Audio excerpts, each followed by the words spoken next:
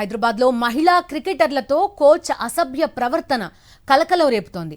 మహిళా క్రికెటర్లను బస్లో తీసుకెళ్తూ డ్రింక్ చేసిన కోచ్ జయసింహ మద్యం సేవిస్తూ అసభ్యకరంగా మాట్లాడినట్టుగా తెలుస్తోంది.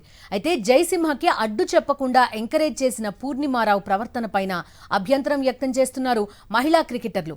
పూర్ణిమారావుతో పాటు జయసింహలపై చర్యలు తీసుకోవాలని మహిళా క్రికెటర్లు ఫిర్యాదు చేశారు. అయితే ఫిర్యాదు చేసి 4 రోజులైనా చర్యలు తీసుకోకపోవడంతో మహిళా క్రికెటర్లు ఆగ్రహం వ్యక్తం చేస్తున్నారు.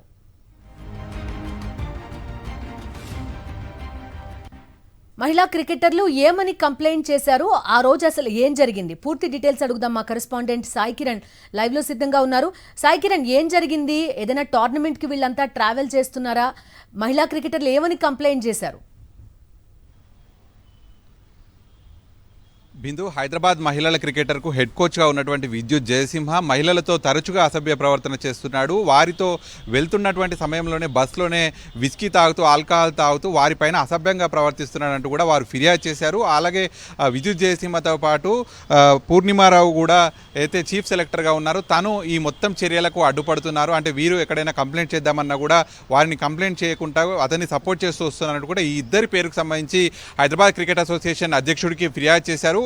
గత నెల 12వ తారీఖున చేశారు మహిళా క్రికెటర్లంతా కూడా. అయినప్పటికీ కూడా యాక్షన్ తీసుకోలేదు. ఆ కంప్లైంట్లో కూడా మహిళా క్రికెటర్లంతా కూడా చాలా స్పష్టంగా మెన్షన్ చేశారు, మీరు ఎటువంటి యాక్షన్ తీసుకోకపోతే మీడియా ముందుకు కూడా వెళ్తామని చెప్పి మహిళా క్రికెటర్లంతా కూడా ఆవేదన వ్యక్తం చేశారు. అలాగే హెచ్సిఏ సీఈఓగా ఉన్నటువంటి సునీల్ కాంటేకి ఫిర్యాదు చేసినా కూడా ఇందులో నేను ఎటువంటి ఏం చేయలేను అంటూ కూడా ఆయన తప్పించుకున్నాడు అనేది కూడా చెప్తున్నారు. అలాగే ఈ విద్యుత్ జయసింహ గత 4 సంవత్సరాల నుంచి మహిళల టీంకు హెడ్ కోచ్గా ఉన్నాడు. అతను దుర్గా ప్రసాద్, నాగేశ్వరరావు వీళ్ళంతా ఐపీఎస్, వీళ్ళంతా నాకు ఫ్రెండ్స్గా ఉన్నారు.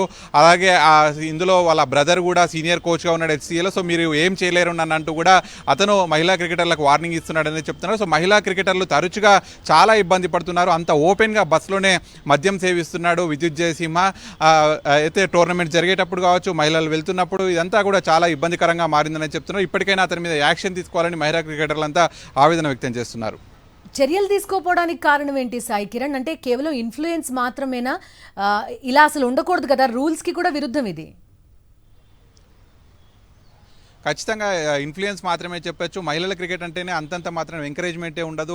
సో అలా ఎలాగోలా బయటకు వచ్చి ఈ విధంగా క్రికెట్ ఆడదాం అనుకున్నటువంటి మహిళలకు హెడ్ కోచ్గా ఉన్నటువంటి వ్యక్తి ఈ విధంగా తాగుతూ బస్సులోనే తాగుతూ వాళ్ళ పక్కకు ఆ విధంగా ఉంటే వీళ్ళు అక్కడ క్రికెట్ ఆడలేకపోతున్నారు, కనీసం వాళ్ళతో బయట కూడా వెళ్ళలేకపోతున్నారు. ఇదంతా ఇన్సిడెంట్ చెప్తున్నప్పటికీ కూడా అతనికి కేవలం ఉన్నటువంటి ఇన్ఫ్లుయెన్స్ ఆధారంగానే అతను 4 సంవత్సరాల నుంచి నెట్టుకొస్తున్నాడు, చాలా ఇబ్బంది పడుతున్నామంటూ ఈ మహిళల క్రికెటర్ల పేరెంట్స్ అందరూ కూడా హెచ్సిఏ ప్రెసిడెంట్ కంప్లైంట్ ఇచ్చారు.